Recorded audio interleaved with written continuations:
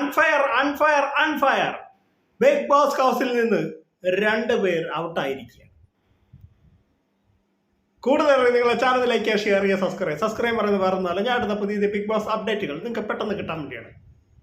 അപ്പോൾ നമുക്ക് നമ്മുടെ കാര്യത്തിലേക്ക് കിടക്കാം. വളരെ അൺഫെയർ ആയിട്ടുള്ള ഒരു വാർത്തയാണ്.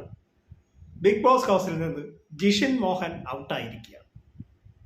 സത്യം പറഞ്ഞാൽ ഞാനത് ഞെട്ടിപ്പോയി. സാബുമോനെ പോലുള്ളവർ അവിടെ നിൽക്കുമ്പോൾ ഈ ജിഷിൻ മോഹൻ നന്നായി ഗെയിം കളിക്കുന്ന ഒരു വ്യക്തിയാണ്. അത് എങ്ങനെ ഔട്ടായെന്നാണ് ബിഗ് ബോസിൽ വരണമെന്ന് ഒരുപാട് ആഗ്രഹിച്ച ഒരു വ്യക്തിയാണ്. നല്ല രീതി ഗെയിം കളി. ഈ സാബുമോനും ജിഷനൊക്കെ വെച്ച് ഈ നെവിനും ഒക്കെ വെച്ച് നോക്കുകയാണെങ്കിൽ ജിഷനൊക്കെ എന്ത് നല്ലൊരു ഗെയിം കളിക്കുന്നതാണ്. ഒരു എവിഷനും കൂടെ ഉണ്ട്.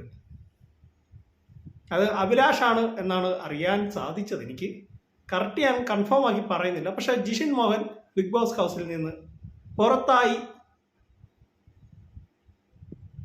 എന്നാണ് അറിയാൻ സാധിച്ചത്. രണ്ടാമത് അഭിലാഷാണ്.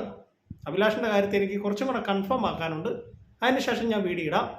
നല്ല പ്ലെയർ ആയിരുന്നു, നല്ല രീതിയിൽ ഗെയിം കളിക്കുന്ന ഒരു മനുഷ്യനായിരുന്നു. എങ്ങനെ പുള്ളി പുറത്താകാൻ ഒരു പിടുത്തവും ഇല്ല. നല്ല രീതിയിൽ ഗെയിം കളിച്ചുകൊണ്ട് ഇരുന്ന ആളാണ്. അൺഫെയർ ആണെന്ന് പറഞ്ഞാൽ അൺഫെയർ തന്നെ.